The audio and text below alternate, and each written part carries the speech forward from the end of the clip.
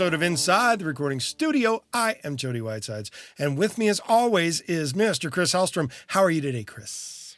Doing great, Jody. What's going on your end? Oh, just getting ready to do a little podcasting about compression. How about you? Me too. I'm doing the same thing. Yeah. Good thing we're on the same page about that. That's awesome. It would be a very confusing discussion if we weren't. That's right. In mentioning that, listening for compression is the topic of today's episode. And the idea behind this is we get asked by people to say, hey, how do I figure out how to compress shit? And what am I listening for? And generally speaking, a lot of the guys that you'll see on places like YouTube and other places that do video, you're going to watch them tweak their knobs and then they play whatever it is. And it's usually in the context of the whole mix, and you don't really get to hear exactly what the compression is doing.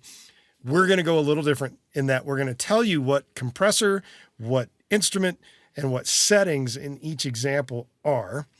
But we're going to just let you close your eyes and listen so you can hear that difference. Yeah, and we're even going to give you some pointers of what to listen for. Because I know for me, it's difficult when you start to learn about compression. What am I listening for? You tend to get fooled by things just get louder and it's better. Mm-hmm. Right?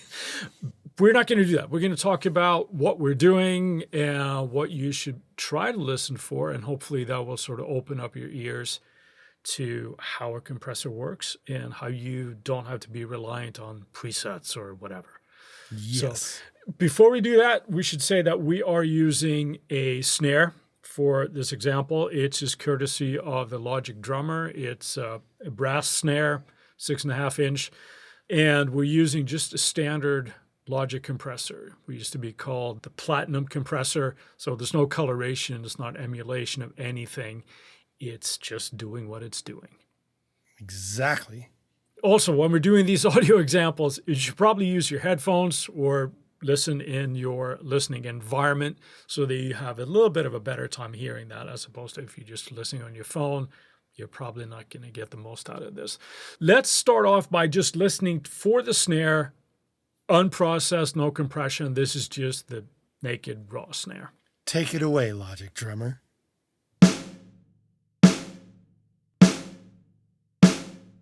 Well, that certainly sounds like a snare drum without a whole lot going on, doesn't it? Yeah, not super exciting, but that's what we're working with. That's our baseline, right? Mm-hmm. The first tip I would give to anybody when you're starting to learn how to listen for a compressor and what all the controls and stuff are doing is to actually start with pretty extreme settings. And that's what we're going to do here.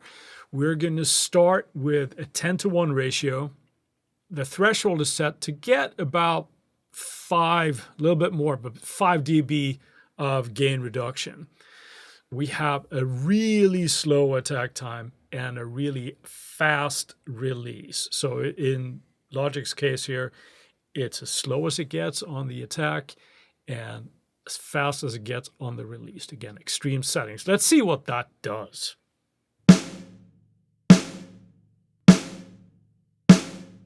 For me, that's a little bit more body, but it's feeling a tad stale. It is. We're getting some compression, but you could argue, and I will argue, that we're not really adding anything exciting to the source audio here. Let's start with the attack time first. Mm-hmm.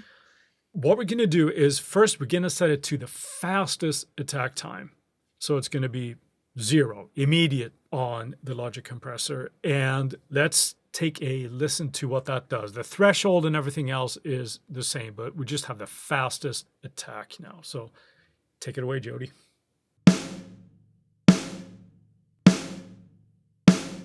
I'm going to say this. Whoa. That is mega compressed, very lifeless. Now we're getting something. And quite clicky. So that is like pretty obvious there is a huge amount of compression going on there in some way, shape, or form. Yeah, it's just hitting it immediate, doing sort of like maximum compression going on. And this is when people start talking about things being over-compressed.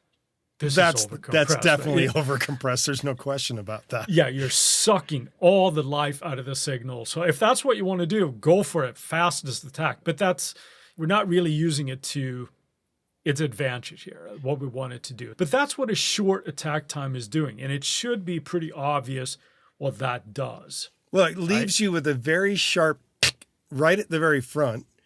And then because of how much it's compressing everything else on the back end of it and the release and everything that's happening, it's so even keel that, as I mentioned, it's lifeless. And the scary thing is I can remember very early demos when I was learning all this stuff. That's kind of the sound that I was getting off of snare drums and other things, because I figured you got to compress the snot out of everything to really get the noise floor out of the way and get a whole bunch of sound in your ears, which is not 100% true. Right. But it's also one of those things that until you kind of dial in your ear to what you're hearing, it's easy to hear that effect. Right. So if you notice, okay, well, the compressor is definitely working. It's doing something. I must be doing something right. We're excused for that. I guess let's play that again to just compare it with the unprocessed snare again. So let's have a listen to that. So we're going to have the unprocessed and then the super squashed one here as well.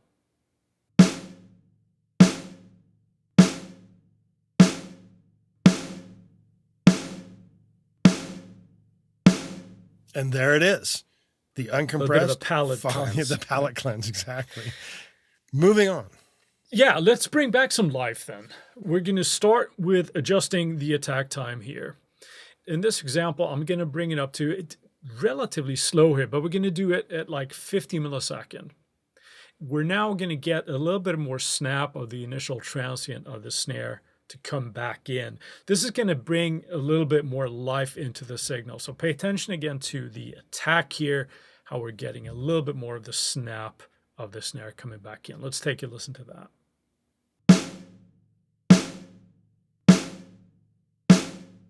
For me, that's got some body value back to the snare. Yeah. But it's still missing, to me, back end of the snare. Yes. So we're going to turn our attention to that and fix that in just a second here. But we hear that we get a little bit more life into the signal again now. Like I said, I think this might be a little bit long to my taste. We're not dialing in a perfect snare sound here. We're just listening to stuff, right? So we hear that by increasing the attack time on the snare from 0, we get a little bit more life in. Like you said, we're getting some semblance of sound here that might be usable. Now that we've just mentioned that stuff that we were listening for in that example, we're going to play the example again and then play the original snare just to cleanse your palate before we move on.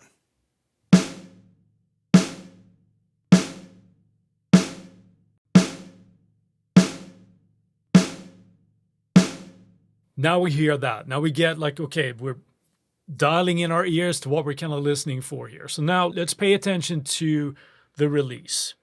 So what we're going to do is we're going to set it to a really long release as opposed to the fastest one that we had with these examples, right? We're going to set it to a hefty 1 second release time.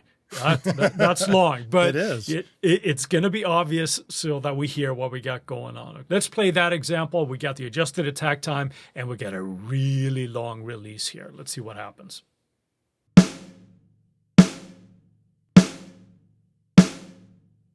Thoughts, Jody? More body, but it's missing life again. It's almost like we just suck the life right back out. Yes. And why is that? Well, you're not really carrying anything when it comes to the snare itself, and you're compressing a tad much. Yeah. Well, what's happening here really on a technical level is that the release is so long that the compressor doesn't have time to release the signal, if you will, before the next snare hit. So we don't get that initial thing. So everything starts just getting really, really squashed again. As we listen to attack and release times, we have to take those two into consideration as they're working with each other. The release is just really, really long. But again, we're hearing what is happening so that we can adjust accordingly. We should hear that it's really squashed again. Before we move on, let's take a listen to that example one more time. And in this case, we'll also add the original snare into there so that we can compare. Let's take a listen to that.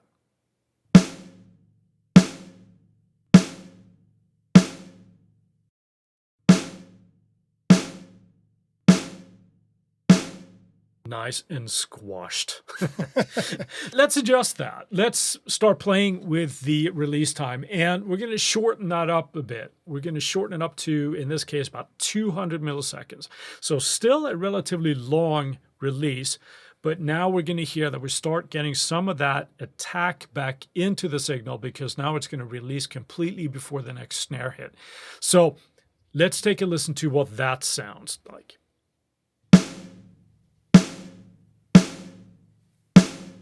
What do you think, Jody? It's still got body, and there's a bit more life coming back. That's the best way I can explain that in my opinion of what's going on. It definitely sounds a lot better than having the 1 second release that is keeping things clamped for too long. Right. Now, what we're hearing is that we're adding a lot more body to it. So sometimes we want to do things where we want to sort of elongate the hit, in this case of the snare, right? We just wanted to fill out a little bit more space.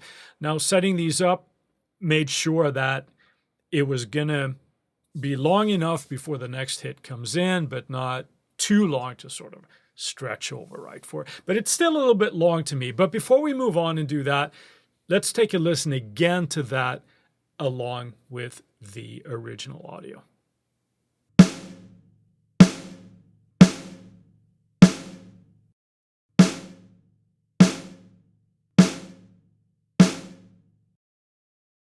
It's better. It's definitely, we start hearing something start sounding actually musical here. For my money, this is still a little bit long to be in a musical context. It might work, but... Not if you're playing faster than the speed that it's currently going. Well, no. Then it would also be a steady adjustment here. For this tempo that we're working with, let's half that again. So we're going to set the release to about 100 milliseconds. And what we're going to hear is the body of the snare, it's still ringing out and adding some girth, but it's not going to be as swollen, shall we say, as the previous example. So in the next one here, we got a shorter release time or a faster release time of 100 milliseconds. Let's take a listen to that.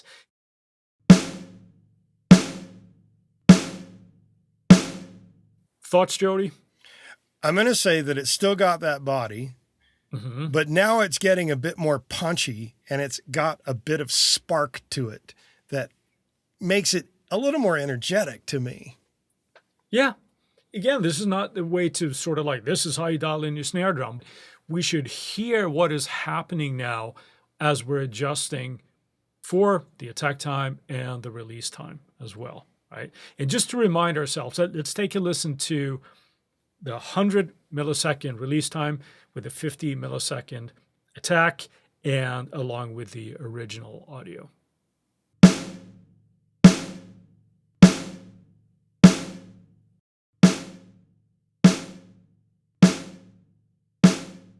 So now, what do you think? I think we're getting there. We're getting in the ballpark. Let's keep in mind, we're also using pretty extreme ratios here as we set this up. We had a hefty, like 10-to-1.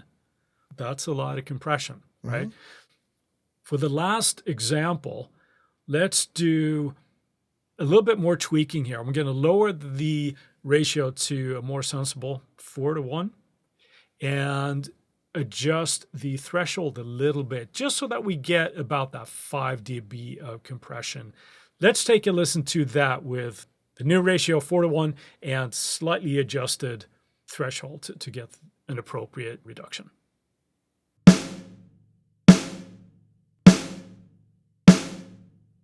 What do you think, Jody? To me, it's lost a little bit of the body compared to example 7. It's slightly less punchy to me, and it lost a little bit of its spark compared to 7. Well, it's a lot less spanked. That's for sure. That's the best way to say it. A lot less spanked. Yeah. But again, right, it could be, obviously, and it should be adjusted in context of how we would use something. It should be relatively obvious what all of these settings do and how it adjusts the sounds. This is not a preset that you should just download and, oh, okay, I'll use the inside the recording studio preset on my snare. Right. It is a way to kind of dial in your ear to hear how all of these settings are interacting so that you don't have to be reliant on presets and feel a little bit more comfortable knowing what a compressor does and how you can have control of it. So I'd say let's wrap up the audio examples here by taking a listen to where we ended up along with the original audio that we began with.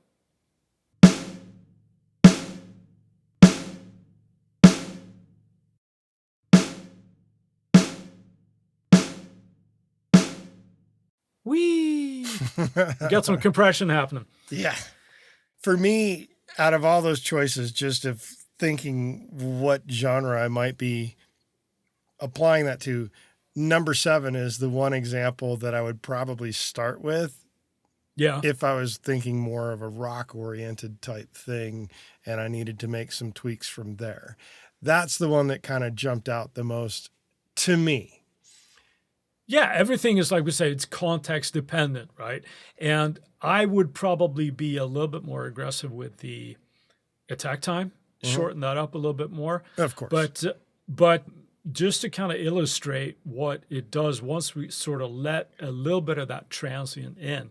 And I mean, we're talking about 50 milliseconds.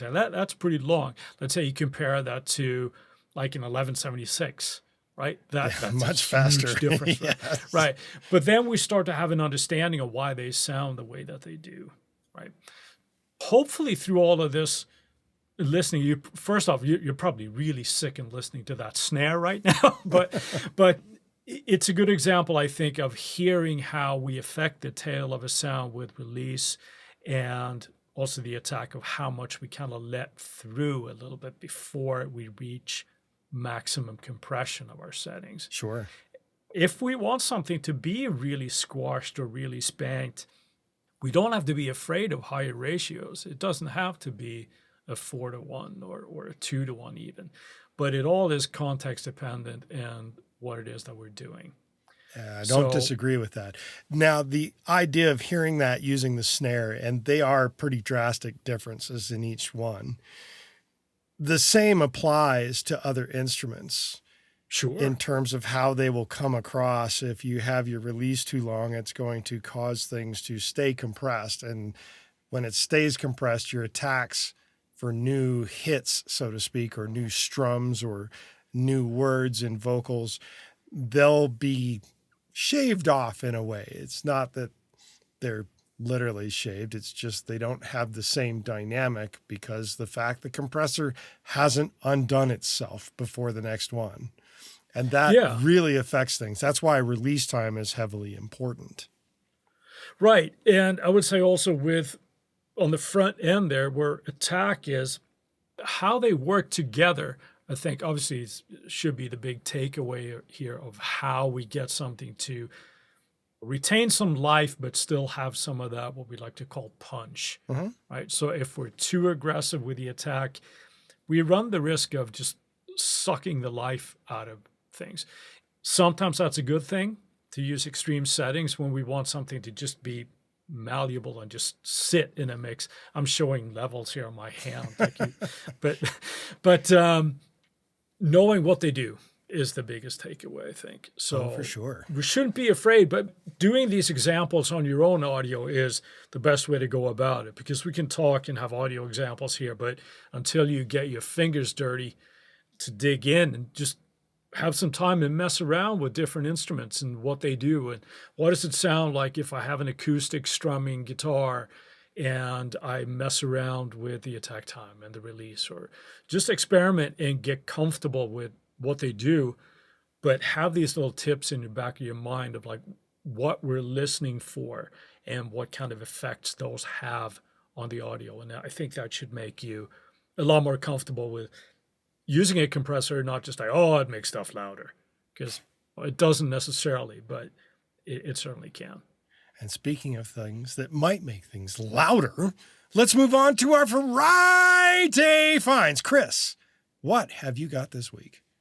Well, I could have had a couple today, but I'm going to pick one. And I thought this was pretty exciting. I am a big fan of the Sennheiser 421. And they now have a new version of that they call the MD421 Compact. So it is a slightly smaller microphone and should have the same sound by all accounts. You know, if you're like to sneak one of these bad boys into a snare or something, or maybe even have sitting on toms, might make your life a little bit easier. So my Friday find is the Sennheiser MD421 Compact. And what have you got, Jody? Speaking of drums, since we were using a snare as our example today, I'm going with the Roland V71 series of MIDI drum kits. Ooh. Now, the cool thing about these things is the head. That is the new V71 module. They also have updated shells and heads and rubber pads that you're hitting on, and it's much like a original drum kit. You're just playing on mesh heads, generally speaking. This is part of the combo of Roland buying up DW and doing a DW MIDI kit, and then taking some of what they learned out of the DW purchase and stuff that they did there and applying it to their V-Drums series. This new head sounds phenomenal. To top it off, watching the examples that the guys play in the video showing this thing off in the studio is nothing short of more amazing than, say, the Roland TD10 from way back in the day, which was okay, but it had a lot of issues. The triggering now seems to be much more efficient, much more accurate. When he was doing rolls, you could actually see where those hits were happening. It also works really well with brushes and brush kits. On top of that, you can load your own samples into the head now, which is cool. Plus, it's a cosmic confluence, I would say, of their modeling technology and sampling technology that they're using to do this, is my understanding.